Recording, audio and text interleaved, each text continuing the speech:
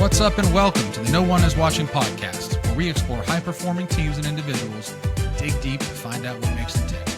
Whether it's in sports, business, the military, or everyday life, this show highlights the DNA shared by elite performers, the process through which they leverage that talent, and ultimately, it helps you apply those lessons to your own life, business, or team.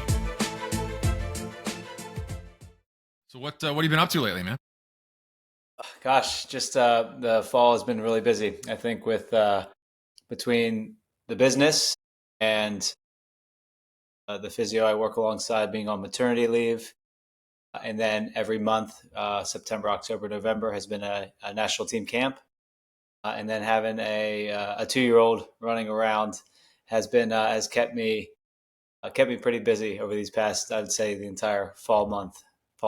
I only have one of those things, and it's plenty. The 2-year-old's plenty. So the other stuff you deal with is additional challenge. I mean, to be full credit to my wife, you know what I mean? She holds it down to so she has the hardest job. So it's more me just trying to fill in when I can and not mess things up.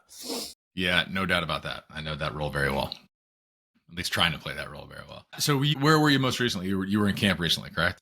Yeah, so we had a camp in Orlando actually, and then we played in Jamaica for the first leg. This is with the national team, with the men's national team, and played in Jamaica.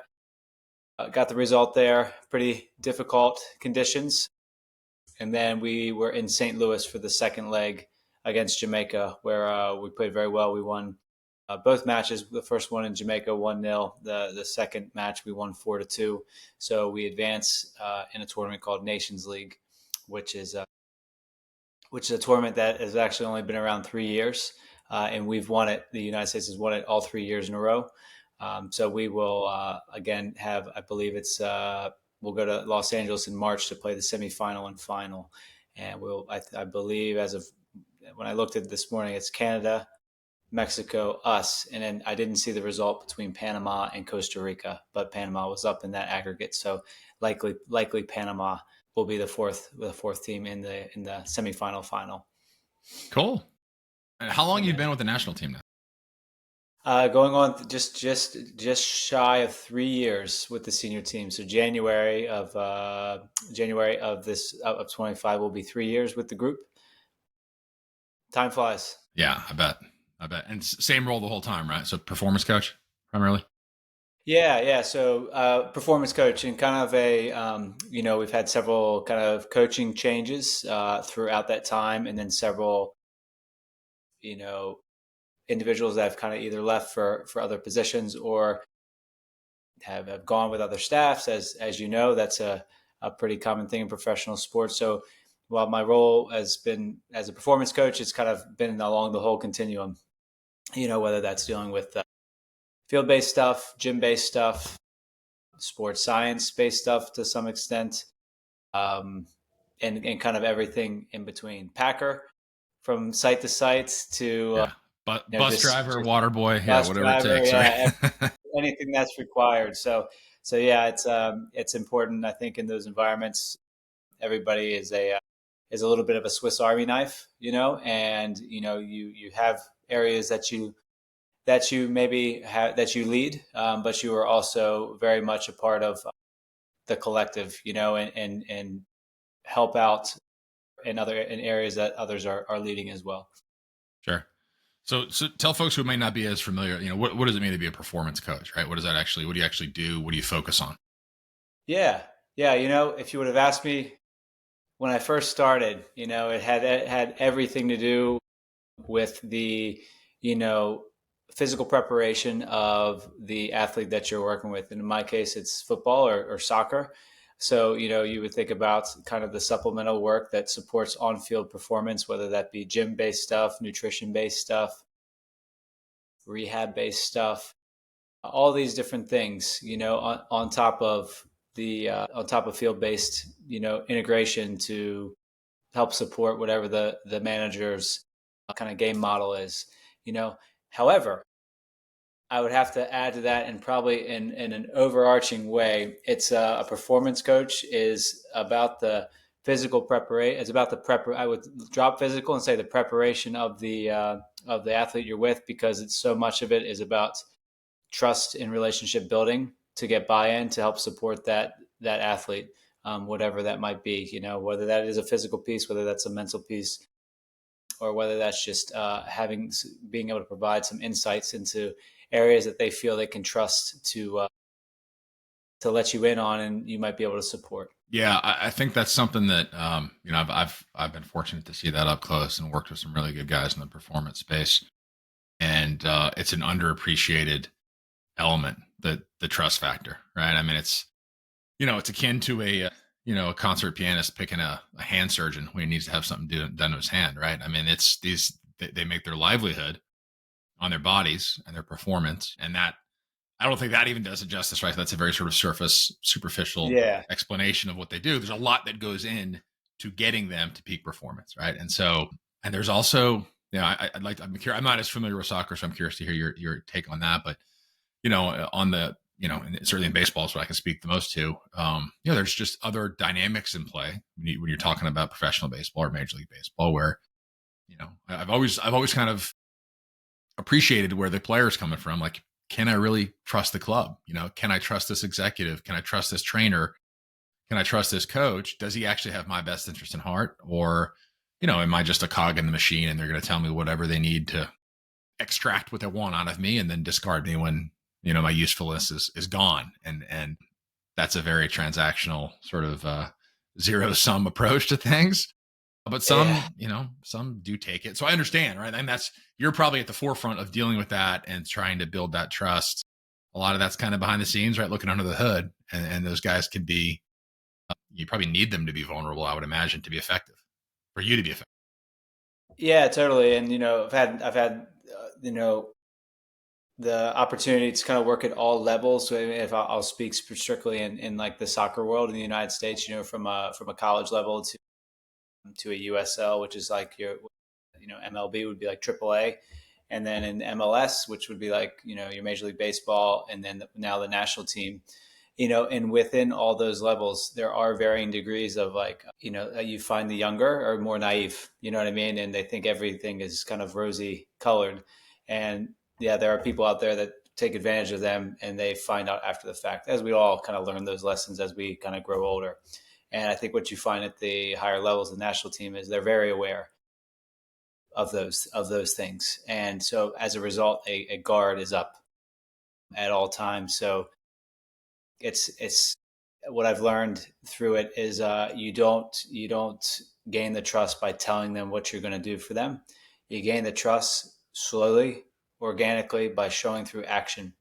And that I have found throughout my career has been the best way to approach it. Not even in sport, but just in life in general, is that actions speak louder than words, and having the integrity to follow up and do what you say you're going to do is I think is the easiest way and probably the most effective way to get buy-in from players when, these guys are always getting asked for something. And I think on the performance side, and to an extent on the medical side, to get that information, players get frustrated on time at times, but it's information critical to help support them. So you can more easily do your job and help the player when you can establish that trust, but you can't force it. You got to let it happen. And there are 100%, there are personalities where it's from day one.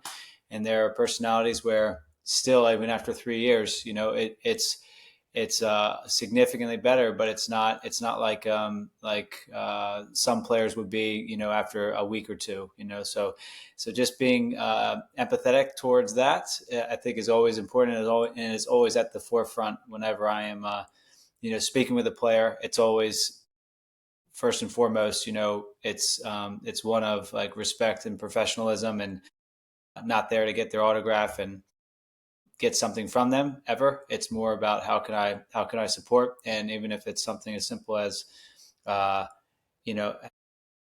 them with an exercise and giving them a correction there, or getting them the right nutritional supplements for game day. All those little things matter and help break down the walls for sure. Yeah, and I imagine a lot of those guys probably have to see it for themselves, right? That they're not going to take your word for it. They may not even believe you if you recommend something and it works. You know, it's almost like you have to let them think it's their idea sometimes, right? Because it is their body, and they're going to ingest that however they need to. But 100%. It's always them. It's never us. We just facilitate. And I actually say that all the time, even if they try and put um, if they try to give you the praise and say, "Thank man, it was all you," if they try to say it's, Steve got me better, like something like that, I correct them on the spot and say, no, no, no, no. It's, we help facilitate, some direction in what you're trying to improve. And it was you're doing the work, not me. And they seem to always appreciate that, and I do believe that. I mean, we're educators, I think, first and foremost, and I think the big thing, when practitioners kind of like take the maybe take the sole approach of it was them, versus the player. I think it's a wrong approach, and I think it's kind of the wrong mindset, personally, my personal opinion. And I find that just by acknowledging that, the trust just deepens with the athlete or anybody that you're working with. yeah, I mean, I even experienced that on my end, right? Like when you are trying to evaluate a player or you're building a team, realizing that the game is 1,000% just about the players, and you can maybe put them in a position to be successful. You can support them. You can maybe remove them from a bad situation and put them into one that better suits their skill set or what have you. But ultimately, they're the ones that have to go out and perform. They're the ones that everybody comes and pays their money to watch, and so I've completely agree with that. I've definitely seen folks that have taken that opposite tact, right? And kind of maybe not necessarily seek the spotlight because it is rare, for the folks that are quote unquote behind the scenes to get that. But they certainly don't shy away from it on the rare occasions where it does find them, and you Yes. can kind of tell immediately, like, oh, finally it's my moment, and Yeah. that's dangerous, because at the end of the day, you can be the best in the world, literally be the best in the world at what you do. And it could have zero impact on the actual outcome of an entire season or or a game Yeah. or whatever it is, right? It's just it's a humbling and frustrating. It's much more of a process focused, view of the world, I suppose. And I'll tell you what, Billy, like that's an interesting point you bring up there because like, when you're first starting off, like I'll just use kind of like the support staff. And when I say support staff, I say, anybody outside of the coaching technical roles of a sporting environment. So like your medical, your performance, strength and conditioning people, your sports scientists, your dietitians, and I would even say executive staffing, right? Like all these different disciplines. And the big thing that I have found is that the ones who are really good at their job, who are like really, really good, they never say anything. They never tell anybody. It's always through this action approach. And I think as a younger person that was kind of like wanting to get into the world, you saw a lot of people kind of jockeying, for kind of position by doing maybe I'll just use social media or, kind of, maybe falsely representing kind of roles and responsibilities in different areas. And, one thing I noticed with the top guys is that none of them do that. Like you didn't even know they existed until you met them, and then you hear about the inner circle of like the top guys all hang out and they all talk together. And that always stuck with me because when you were younger and not in the positions and you saw everybody doing these things, you're like, oh, should I be doing that? But it never felt good to me. Like that was a false representation of myself. So I just refused to do it. And it's funny because like, even though I refused to do it, had no idea that the top guys, in my opinion, knew who I was. They eventually found me and reached out just completely out of the blue when an opportunity presented itself. So I always remember kind of the moment, and I'll use like Steve Tashton, who was like it was the high performance director at the time for the national team when he called. I remember he called, and I was like totally thought it was a joke, like somebody was pranking me because like how would he know who I was? We never met, but But when I got offered the opportunity to go with the senior team for the first time, and on the staff was another, kind of world-renowned practitioner by the name of Darcy Norman, another good one, Jordan Webb. It was just kind of it was like wow, I was able to kind of get myself into this position somehow, some way, by totally just being authentic and not trying to go outside be somebody I wasn't, from I guess beating your chest and screaming at the top of your lungs like I'm pretty good, check me out, blah blah blah. Yeah, right. So well, game recognizes game, right? I mean, players do that all the time. They know who the real dudes are. Do you think that's? I'm sure you mentor a lot of young practitioners and even students, right? You think that's getting harder for young people to do, to not be broadcasting everything just because of the environment we're in now with social media and everything else? Yeah, I do think it is. I do think it is like that. And, part of that, now, part of me, let me say, I didn't really grow up in that generation, of like social media. And I think could be a really effective tool. I mean, I have my own business, and I still don't utilize it great. I have somebody that does one thing a month for me, and that's it. I think it's a great tool, and I'll be the first to acknowledge I didn't grow up with it, but I do think it is. I would say, the top people know when they see a lot of these things being put out that it's regurgitated information. It's not, which is fine. That's no problem. But passing, making sure giving credit where credit's due is important. And the top people really, they sniff that out, and they'll find out in one way or the other.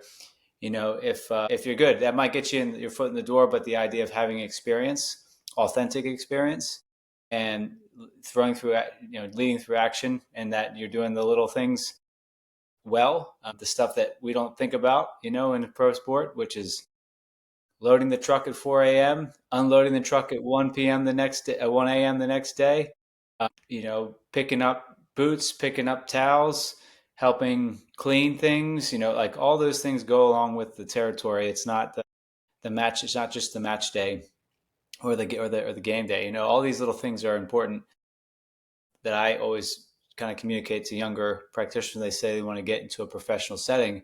My first question to them is, why? What's the motivating factor? And I think, again, I don't blame them, because you don't know what you don't know. But there are all these other, I would say 90% things that are like, wow, if that was put on a job description, they would probably shy away from it, right? Yeah, yeah, exactly.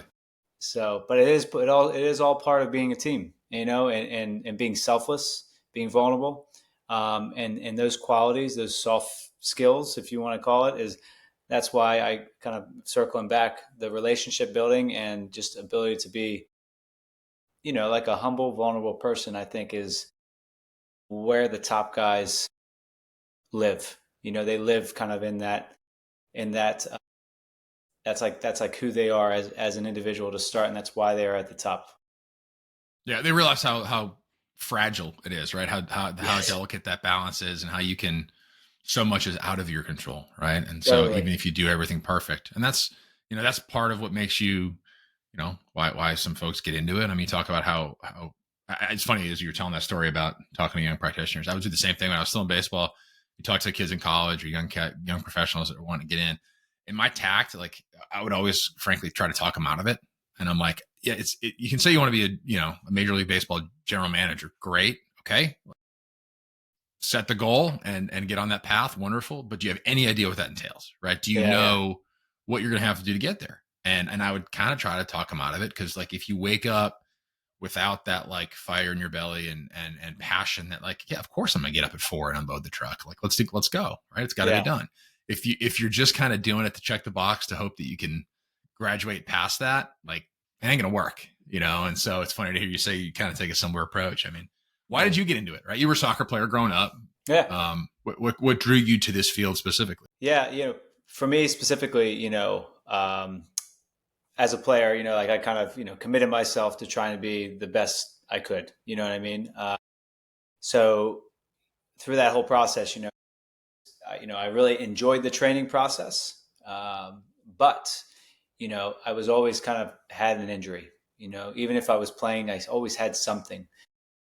Just nobody could tell me, how to train or avoid these situations, and I think that was early, those were early days, late 90s, early 2000s of like sports science wasn't really a thing, utilizing kind of technology to help drive training processes and monitor training processes. And, I was just really frustrated all the time. So when I stopped playing, I had a crossroad. I was either going to go right into coaching, and my undergrad was in exercise science solely for the fact to try and be a better athlete, to Yeah. understand the training process.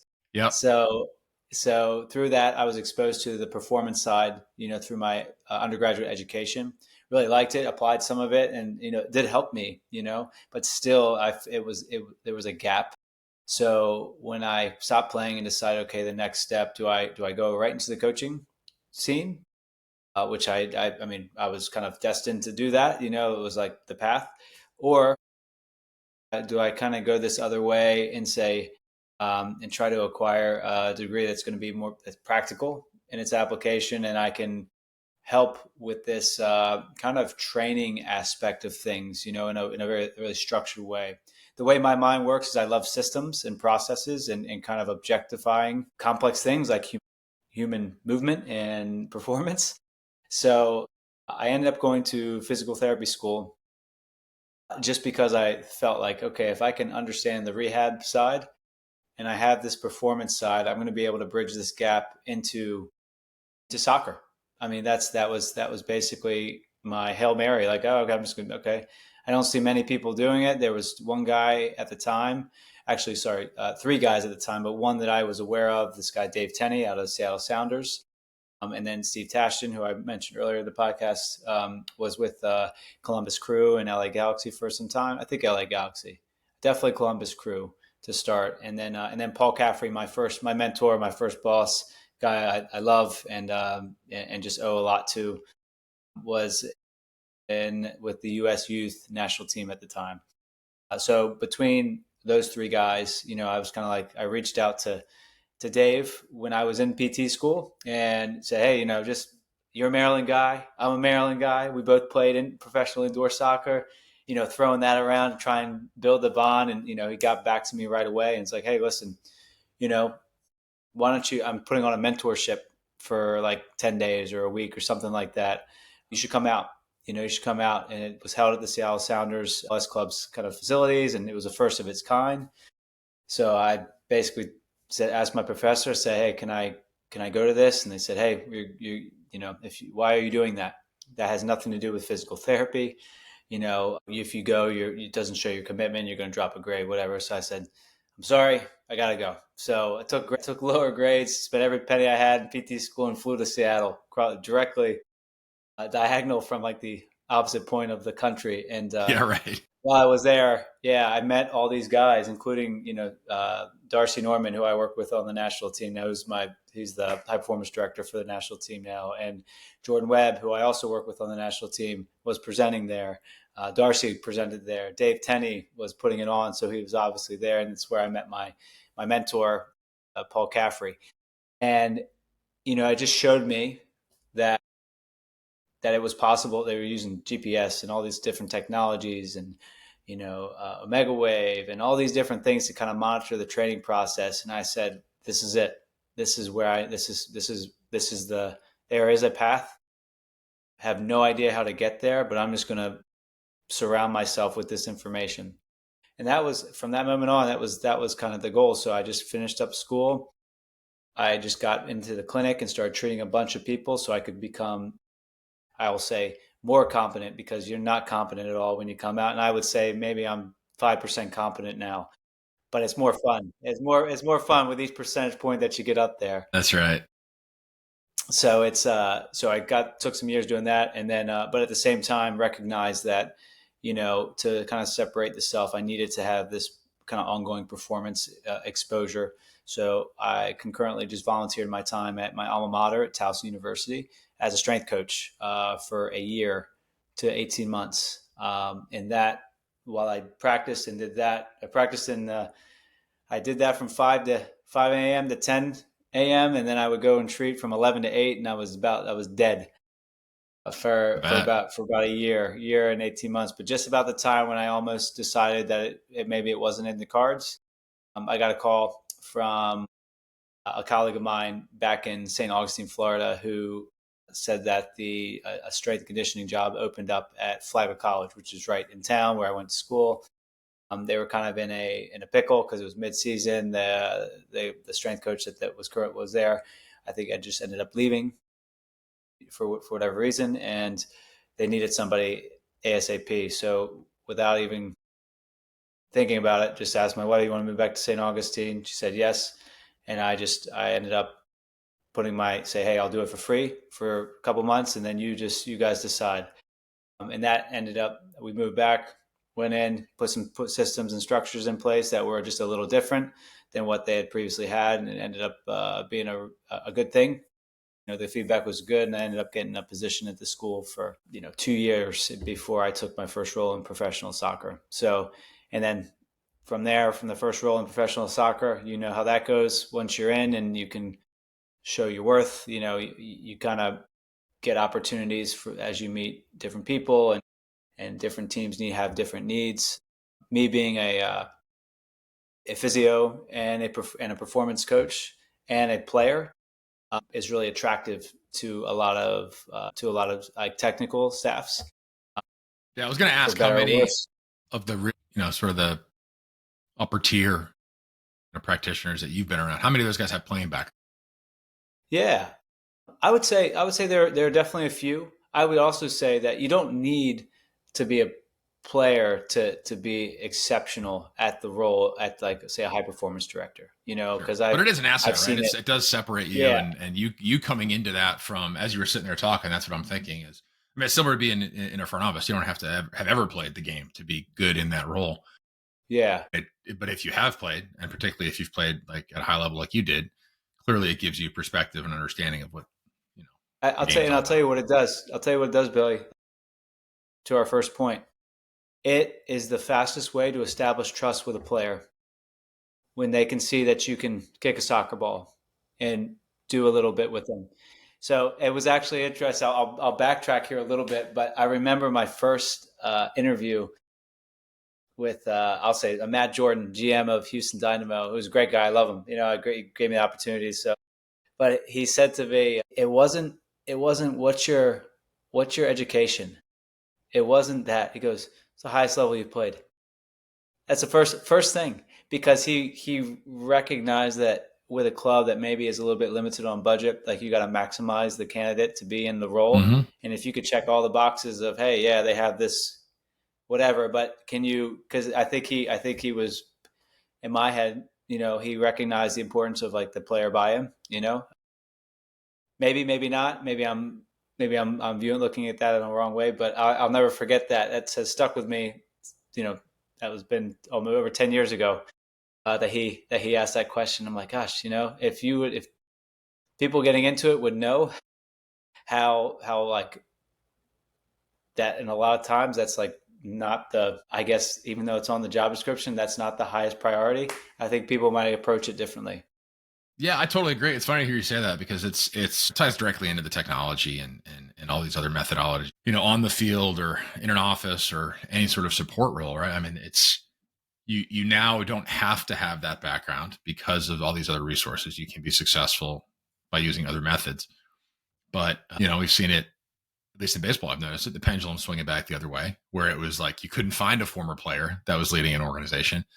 And now over the last couple of years, there's several former established, really good major league players that are now running franchises, and so that it doesn't really say one thing one way or the other than, there's to say that there's not value in that, you're fooling yourself, right? You may not think it's the end all be all. You don't have to agree that you have to have that on your resume to be successful, but to ignore it as a huge asset and a way to relate to players and understand the struggles and things like that. I mean, that's just ignorant, right? So I think it's just funny to hear it said, because that was probably 10 years ago that he told you that.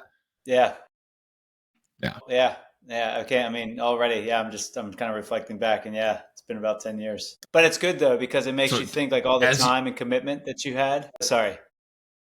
It's a good thing. No, you're good. No, you're right. You're 100% right. Yeah. That when you're training and you're doing that as a young man, kind of wanting to really, you wonder, hey, am I just like wasting time doing this, because should I be working or should I be like, going to a job instead of training, and you see all your friends kind of going out making money. And it's like, you know what, I kind of look back at that as like, that was my preparation to be able to do it, because that training allows you to kind of be on these different stages and get these buy-ins. So in a way, it's an unofficial education, isn't it? Of kind of just honing a craft. 100%. I think that applies to, you go to some motivational speech, or you go to sort of leadership development conferences, and you're going to hear a lot of sports analogies, and you're going to hear a lot of analogies from the military, right? And Yes. those are two high stakes, high performing worlds. It's relatable. People know, like, win or lose, live or die.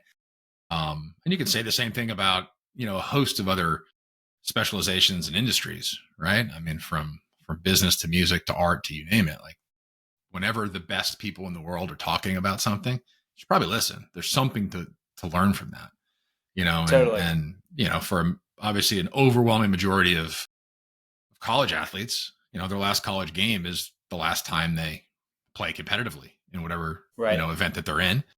But I'm a huge believer just in you were able to make that, to directly link that to what you did with your career. But even if you didn't, you could have gotten to sales or, anything else, and you would have had that foundation of discipline and work and competitiveness. And quite honestly, people would have wanted to talk to you at a work conference, once they found out that you played professional soccer, because like, it's just interesting. And a lot of people can understand that, I don't know the first thing about soccer, but I know that that's hard to do. And that this guy was the, upper X% of people on the planet that was able to do it. Let's learn more about that. Right. That's right. That's right. So these guys that you come across, right? Like, so your job is, again, you're like the offensive lineman of performance or support staff, right? Where you don't really want to hear your name called, right? It's you get a lot of, in my former life, they were just riddled with injuries last year, right? So everybody immediately, like, all the heads in the room turn to the performance staff and the trainers, being like, guys, what the hell? It's never that linear, right? Sometimes it's not necessarily a cause and effect, but a couple of years ago we saw it with DeMar Hamlin in the NFL, right? And I forget the gentleman's name, but the trainer who performed CPR saved the guy's life on the field, was rightly hailed as a hero and got all this attention and was celebrated. And it was awesome. It was so cool for me to see, because I've been around some really, really good people who, just live and die based on the performance of other human beings, right? Like, they don't get a bonus. They don't get any promotions or anything if this guy goes out and scores a touchdown or scores a goal or they win the game. Like, they're doing their part, and to see a guy celebrated for something that, like, of course he's going to jump out and, perform that action and save that guy's life. But it took that sort of dramatic on the field moment for kind of the world to be like, oh man, there's all these like really talented people that are, sacrifice a lot to be a part of something bigger than themselves. Totally. Yeah. I think I think it starts with the head coach, you know what I mean? Like, in all situations, in my opinion, because, when you talk about injuries in a team, or injuries, kind of like a mess, well, what's going on? I think, the most exposure that athletes get, typically, I can speak to soccer 100%, and I would assume this is probably true for most sport. It's the on-field, on-court loading that occurs that we know is what can break people down. So it starts there. It starts with good planning. But I'll say a coach brings in a support staff, medical, performance, sports science, to help support his ability to periodize good on-field training and support that with off-field stuff. Not saying, listen, there are definitely things that go wrong from the training and performance side that don't do well, that we can't say causes, but we could say, well, there could be a correlation there. But that all is a result of poor communication, in my experience. So the moral of the story is, if the communication is buttoned up and everybody is in the know, and it starts with open doors, no silos, and knowing that the head is leading the charge, because it's his or her responsibility. At the end of the day, they are the ones that get fired if things don't go right. But I think it starts there, is that you have a leader who is male or female with the organization, the team, that is kind of inviting everyone to be a part of the conversation, get all the inputs. Him or her, they make the decision, but at the end of the day, where I feel like a lot of that happens, where you have this max kind of injury rate going on, it can be explained, I think, in part to poor communication throughout the disciplines. But if you can get that right, and I will have to say, before I got to the national team, what they have done from what Steve Tashin, Darcy Norman, and Jordan Webb did from because the national team players come from different clubs all over the world into one team, and then they train, and then they go back to their club. Well, sometimes players get called in, they're not playing much, but they come to the national team and they're the star.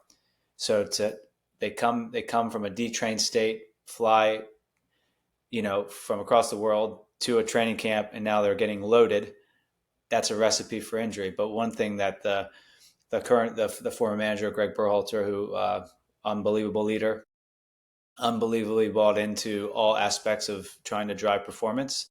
And with the help of Steve Tashin, the medical staff, Darcy Norman and Jordan Webb, they created this unbelievable way to communicate with the clubs, to build trust and gather information 6 weeks leading up to their in-camp activity. And they were able to utilize objective data to help support their player, the club's player, the national team player, to give them the right loading strategies so that they could perform well without injury. And then that asset, the asset being the player, can get shipped back to the club without being injured. And that I think was the highest level of communication that I've seen between multiple organizations to help support us player health, which ultimately benefits everyone involved, the national team, the club, and the player. Yeah, it's a good illustration of just how it takes a village, right? And it's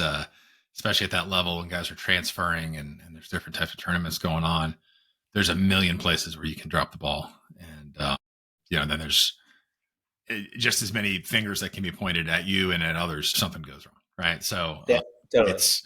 it's about that process, and it's about I don't want to say damage control, but like trying to put yourself in a position to be successful and just making informed decisions and getting back to your point on trust, right? That's when I noticed this when I was with the Braves, dealing with some young players on an initiative we had, and they had, Braves were a storied franchise and had a lot of good players and a lot of good coaches come through that locker room, and Bobby Cox was there forever, and just sort of some traditions and things that they did and didn't do, and kind of the quote unquote the Braves way.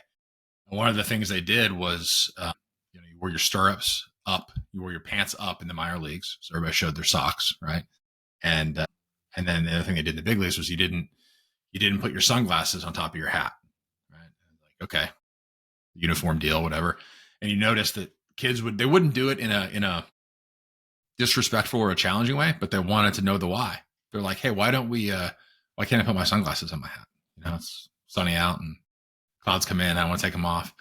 And the answer is just like, look, we don't, this logo means something. We're not going to cover it up. We're going to be proud of the logo, right? Simple answer, and just, okay, cool, no problem, right? But it's like once you have an answer and it's based and it's rooted in something either factual or authentic, players 9 times out of 10 are gonna be like, got it, I understand, right? Even if they don't necessarily agree with all of it, right? To your point about like, you got to be able to answer the question because it's their career, right? Yeah, totally. So some of the teams you've been around, everybody always wants to talk about like the best players and the best athletes, right? But like, you don't need to name names, but who are some of the most gifted athletes, just naturally gifted athletes that you've been around?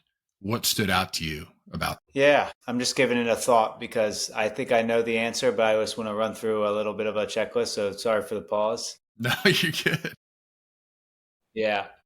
I would have to say, more than anything, it has to do with the mentality of the player. The ability to get laser focused in the chaos like in the chaos and remain calm, but motivated is unbelievable to see. Examples of in when we qualified for the World Cup in Costa Rica in 2022, where when we played Iran in Qatar, to advance out of the group. When we won the first for me the first Nations League, under with an interim head coach who did an unbelievable job, and since has gone on and he's now ahead in the MLS. I'm talking coaches too, like players, like the ability to just focus on what matters, remain calm, and make the right decisions. For me, is always something like that I just can't take my eyes off of, because when you're inside of a stadium, and I'll use anytime we play Mexico, it doesn't matter where we are, really, it's always a pro Mexico crowd. And if nobody's ever experienced, kind of being on, warming up a group of guys and having 60,000 opposing fans yelling and screaming and jeering and throwing things, and it can be a somewhat intimidating environment, and for players that take it on and just get better from it is like amazing. And it has everything to do with mentality. And there are several players, and I won't name them, but there's several players that I think most, if they pay attention to any football, they probably know who I'm talking about, who just have an unbelievable ability to get laser focused. If a mistake mistakes happen, doesn't matter. It's like, oh, that was the ball's fault. You know what I mean? That was the ball's fault, not mine. So just like the unbelievable way to just like forget and move on. And I think about that as a player myself, because I feel like the hardest thing, like my mentality was weak when I was always worried about making a mistake, or not living up to the expectations of my teammates or my coach. And I think it hurt me a lot, to be out the confidence, I guess you call it, like a low confidence, despite like you being able to, play having at a all the pretty good, skills to do it. play at a good level, So I think to see the players that are playing at the highest levels players are so good now too. It's like to see them doing what they're doing, and just on a consistent basis, with this unbelievable, like unwavering mentality to not get flustered. I think a great example. I think probably the best example. I'm gonna name a name, and I know he wouldn't mind me saying that's what I'm gonna say. But Tim Ream is our oldest player. He's 37. Tim Ream was like, he went to college, graduated from college, got drafted into the MLS, went on from the MLS to Europe, where he played, I think he played 12 years, 13 years in England, half of those years, 6 or 7 years, being in the Premier League and being the most minutes ever play at one of the top club, one of the mid-table clubs in England, which is unbelievable, and now he's back in the MLS, 37. He's our captain. And I think that's a great example of somebody who is just like, yeah, here I am. It doesn't matter, yeah, I didn't get 16-year-old professional contract in Europe, but I went through these paces, and he just continues to get better and better and better with age, and like his just ability, in my opinion, I like to just observe him, and he's because he's a guy who's been in it for a long time, still playing at the highest level, without any signs of slowing down. And yeah, he just handles all the pressures that I think most people would break, in that case. And another one being DeMarcus Beasley, who I worked with at Houston Dynamo. Same thing. He was 38, I think, when he retired.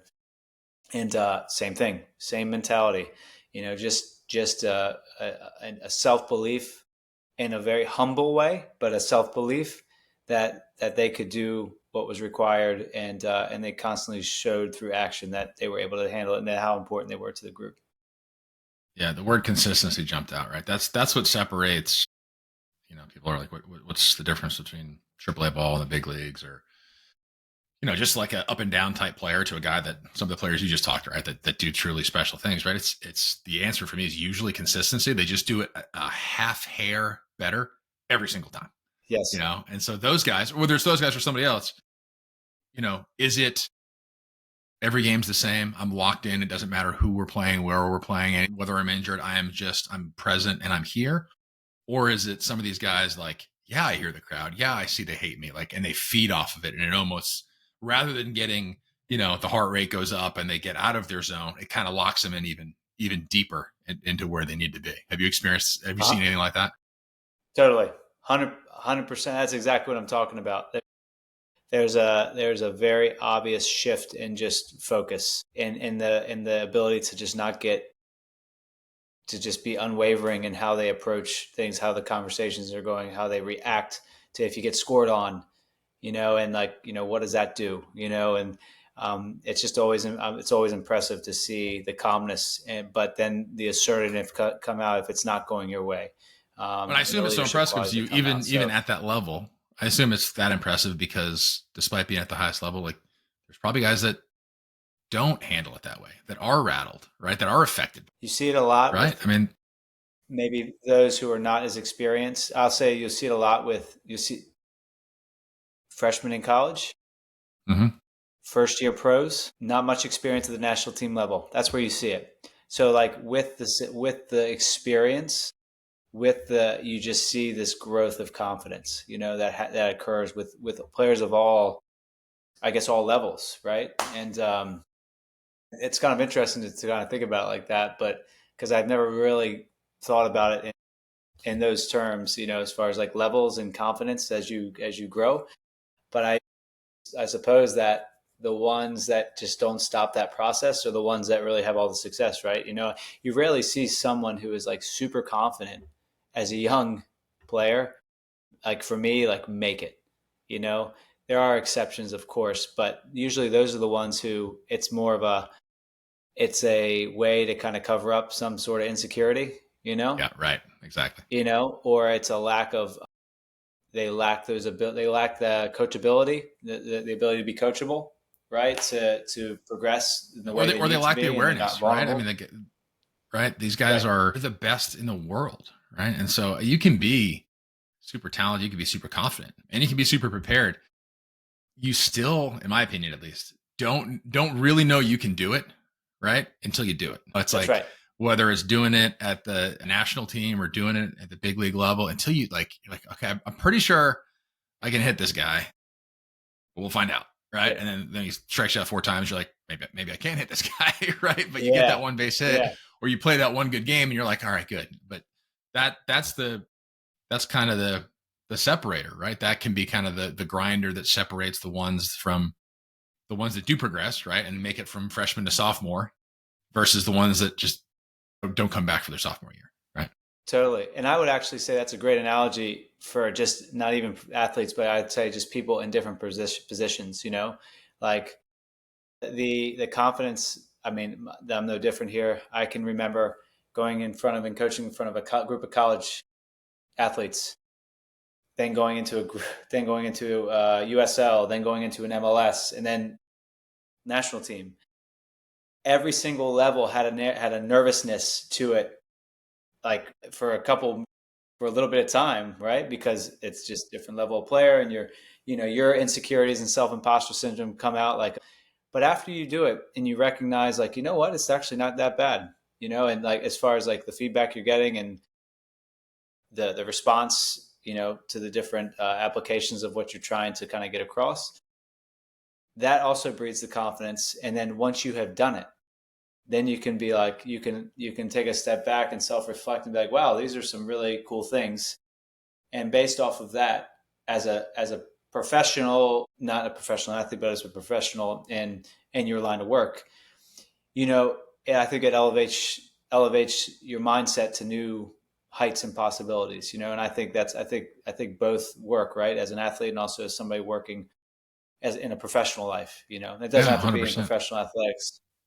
100%. I mean, we would talk a lot about makeup, we would call it, but like just the composition of somebody, right? What's inside them, what makes them tick, their psychology, all of the things, right? The baggage that they're carrying around. And on one hand, you want humility, self-awareness, coachability, maybe a little scar tissue built up from some failure at some point, right? To know that there's some resiliency there. But on the other hand, you want this guy knowing that he's the best dude out there and he can do whatever the hell he wants, whenever he wants to, right? You don't want that doubt creeping in.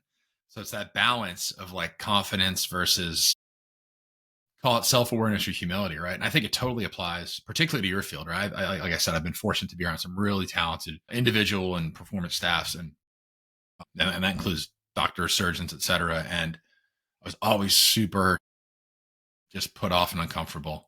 And it was usually more with doctors than sort of club personnel. But these guys that just, there was an arrogance there, and it was like kind of a cocksure answer every single time. And you're like, I like that he's confident, but there's no pause. There's no like contemplation, right? So it's like, do you really believe that? Or are you just trying to sell me on that you're the man, right? And that was always dangerous to me, because if you're going to be right 100% of the time, great, I'm in. I don't care what kind of person you are at that point. Yeah. I'll deal with it. But if you're only right 99% of the time, that 1% could be a bigger problem if you don't have that. You call it awareness, call it humility, I don't know. But most of the guys that I've been around in my career that sort of are in your arena, they all were very aware of the pitfalls, right? And like that they didn't have all the answers. And there's a ton of really smart people out there and really talented people, and that what they did last year with the young phenom may not work with the new young phenom this year, right? They were always like adapting and learning. Totally, man. Steve, man, I appreciate you taking the time. I know you're probably gassed from getting back from Orlando, and it's been a ton of fun catching up, man. We'll have to get together sometime soon, but really appreciate you taking some time and sharing some things. It was really interesting. No, Billy, thanks for having me on, brother. I'm glad we could finally make it work. And yeah, man, looking forward to, I know we're right down the road from each other, so we got to get together here soon. That sounds good. All right, buddy. We'll talk soon. Thanks for listening to this episode of the No One Is Watching podcast. If you haven't already, be sure to hit subscribe to be notified of future episodes. If you'd like to support the show, please take a second, leave a rating and review, or share it with your friends. If you're interested in similar content, you can check out my website at nooneiswatching.com, where you can subscribe to the newsletter, read my blog, or follow me on your social media platform of choice. Look, your time is valuable, so thank you for lending me some.